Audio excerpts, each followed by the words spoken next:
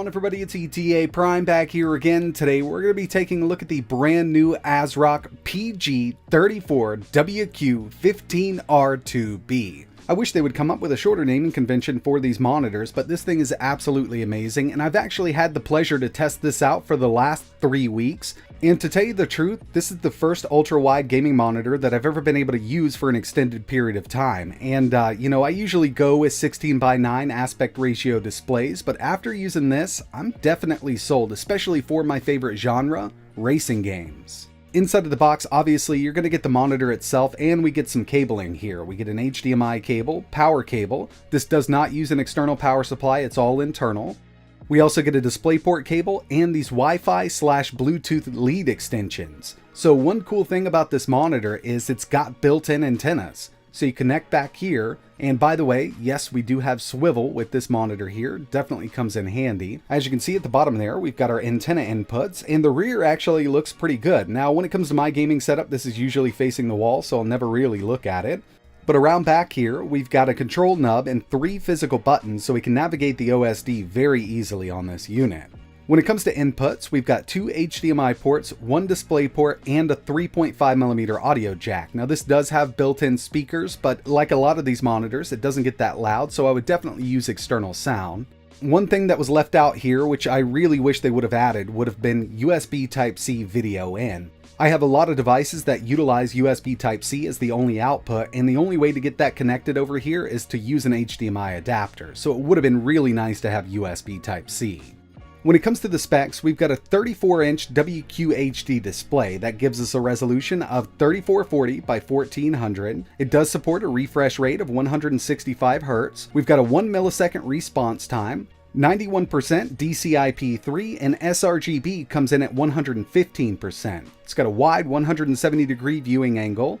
It also supports display HDR400, and we've got AMD FreeSync Premium technology, and this is something I use quite a bit with my AMD PCs, especially the mini PCs with the built-in APUs. This totally eliminates any kind of screen tearing. So like I mentioned, I've been using this monitor for the last 3 weeks, and it's kind of night and day going from a 16:9 to an ultra-wide like this, especially when it comes to screen real estate. Be it for gaming or work, I mean, we've got plenty of it here. It's actually pretty insane.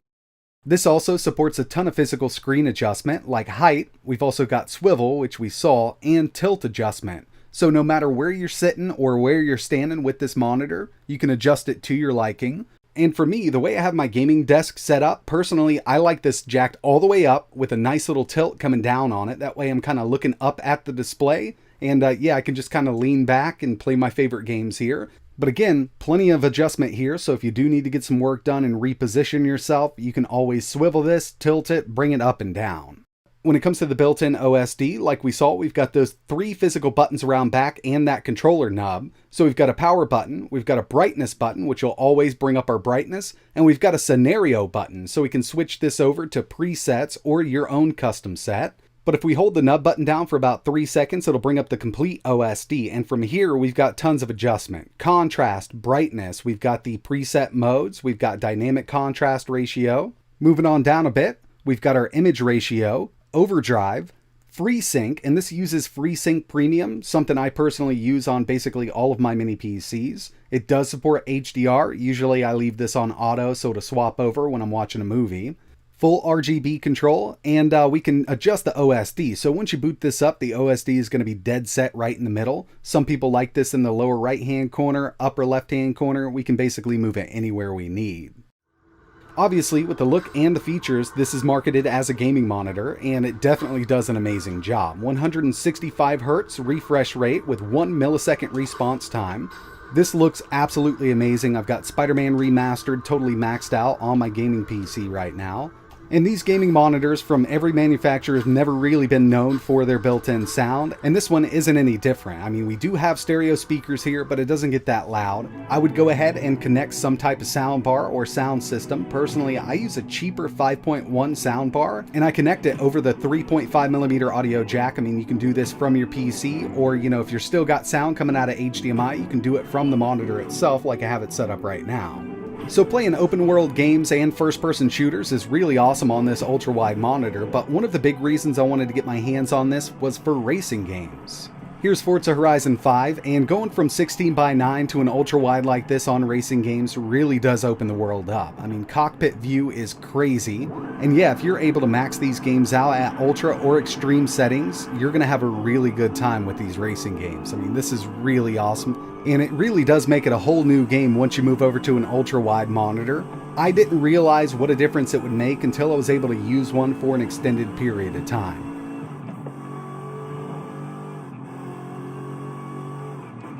So yeah, this definitely works out really great for gaming, and it would work out very well for work, especially if you're one of those people who have to have a ton of apps open at the same time. We've got a lot of room on this desktop here to move apps around. And if your job only requires a single app workflow, I mean, going full screen with your favorite apps does work out really well here. But yeah, this is something that I could recommend. I love these ultra-wide monitors now, and I think it's going to kind of be hard for me to go back to a 16:9 monitor after using something like this. But if you haven't tried one out, I would definitely give it a shot. If you're interested in this one here, I will leave a link in the description. And if you got any questions, let me know in the comments below. But that's going to wrap it up for this one. And like always, thanks for watching.